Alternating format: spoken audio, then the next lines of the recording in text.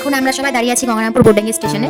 আজকে আবারও অনেক বছর পর আমার মা বাবা বোন চলে যাচ্ছে বাইরে। তার জন্য আমি, আমার বর, আমার কাকু মেয়ে মিলে আমার মা বাবা বোনকে আগে দিতে এসেছি স্টেশনে। এখনো ট্রেন আসার সময় হয়নি, ট্রেনের সময় আছে 5:30, তো এখন বাজে 5:10 মতো। তো ওর জন্য আমরা বাইরে সবাই দাঁড়িয়ে থেকে ফটো তুলছি, ভিডিও করছি, কারণ বাবা মা তো চলে যাচ্ছে অনেক দূরে। তো ভাবলাম কয়েকটা ফটো তুলে রাখি। আমার বাবা মা প্রায় 15-16 বছর বাইরে থেকে এসেছে, আমিও ছিলাম বাইরে। তারপর আমি 2017 সালের পর এখানে চলে আসি। তারপর আমি এখানে স্কুলে ভর্তি, এখানে থাকি আমার দাদু ঠাম্মার কাছে। আর আমি আসার কয়েক মাস পরে আমার মাও বোনকে নিয়ে চলে আসে একবারের জন্য। শুধু আমার বাবাই থেকে যায় বাইরে বিদেশে। তারপর আমার বাবাও 1 বছর পরে চলে আসে একদম। আর কেউ বাইরে যায় এখন এখানে আসে আমাদের 7-8 বছর হয়ে গেছে। আমরা তখন থেকে এখানে আছি সবাই একসঙ্গে। কিন্তু এখন হঠাৎ করে আমার মা বাবা বোনকে নিয়ে চলে যাচ্ছে বাইরে কিছু কারণবশতের জন্য। মা বাবার সামনে তো হেসে কথা বলছি, কিন্তু মনের দিক থেকে আমি খুবই কষ্ট পাচ্ছি। বাড়ি থেকে বেরোনোর সময় অনেক কান্নাকাটি করে বেরিয়েছি, ওর জন্য আমার চোখটা ফুলে গেছে। মা বোন খুব কান্না করছিল বাড়ি থেকে বেরোনোর সময়। ওর জন্য আর স্টেশনে এসে আমি কাদাকাটি করিনি। যদি আমি কাদাকাটি করতাম তাহলে মা বাবার মন খারাপ হতো। আর এদিকে দেখো কতগুলো ব্যাগ হয়ে গেছে, পুরো 5টা ব্যাগ। ওর মধ্যে একটা খাওয়ার ব্যাগ আর 4টা জামা কাপড়ের ব্যাগ, কারণ এখন তো ঠান্ডা পড়ে আছে। আর বাইরে তো অনেক ঠান্ডা, ওর জন্য ঠান্ডার জন্য সোয়েটার, অনেক জামা কাপড় নিতে হয়েছে মোটা মোটা শীতের, যার জন্য ব্যাগ এতগুলো হয়ে গেছে। আর অনেক বছর পরে যাচ্ছে, তো কিছু কিছু সংসারের জিনিসও নিতে হয়েছে মা বাবাকে, ওর জন্য এতগুলো ব্যাগ হয়ে গেছে। তো এদিকে আমার মেয়ে তো খুবই বিরক্ত করা শুরু করে দিয়েছে, তাই আমার মা ওকে নিয়ে একটু খেলছিল।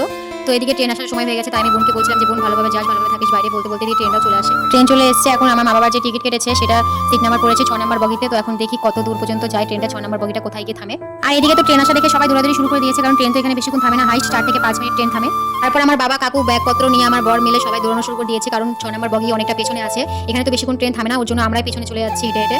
6 নম্বর বগি অনেকটাই পেছনে আছে এখনো, ওর জন্য আমাদেরকে পেছনে যেতে হচ্ছে হেঁটে হেঁটে। আমার বর তো ব্যাগপত্র নিয়ে একদম বাবা মার সাথে দৌড় দিয়ে দিয়েছে, কিন্তু আমি তো মেয়েকে নিয়ে হেঁটে যাচ্ছি, তাই দৌড়তেও পারছি না। সময়ও হয়ে গেছে ট্রেন ছেড়ে দেওয়ার। ট্রেন আর এখানে বেশিক্ষণ দাঁড়াবে না, এখন 1 থেকে 2 মিনিটের মতো আছে ট্রেনটা। ওর জন্য খুবই পারাপারি করছে আমার বাবা মা, কারণ ট্রেন ছেড়ে দিলে তো খুবই প্রবলেমে পড়ে যাবে যদি ব্যাগপত্র ছাড়া পড়ে যায়, কারণ সবকিছু দরকারি জিনিস নিয়েছে, অনেক বছর পরে যাচ্ছে। ব্যাগপত্রগুলো এত ভারী হচ্ছে যে আমার বর নিয়ে যেতে পারছে না। এটা হচ্ছে খাবারের ব্যাগ, আমার বর যেটা নিয়ে যাচ্ছে এটাতে সবকিছু খাবার জিনিসই আছে। 3 দিনের রাস্তা, খাবার জিনিস তো লাগবে বেশি বেশি, ওর জন্য বাবা আগে থেকে সবকিছু বাড়ি থেকে নিয়ে নিয়েছে বেশি বেশি খাবার জিনিস, কারণ ট্রেনে যেগুলো খাবার জিনিস পাওয়া যায় সেগুলোর দাম খুবই বেশি আর খেতেও একদম বাজে। ওর জন্য বাবা বাড়ি থেকে অনেক কিছু খাবার জিনিস নিয়ে নিয়েছে, যাতে ট্রেনের মধ্যে খাওয়ার কোনো কষ্ট না হয়।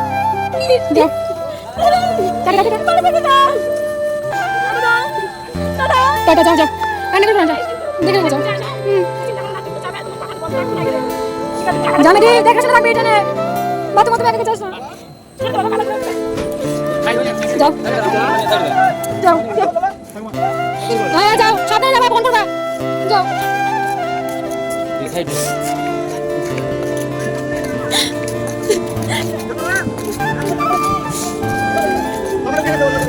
ওকে না আচ্ছা শোনো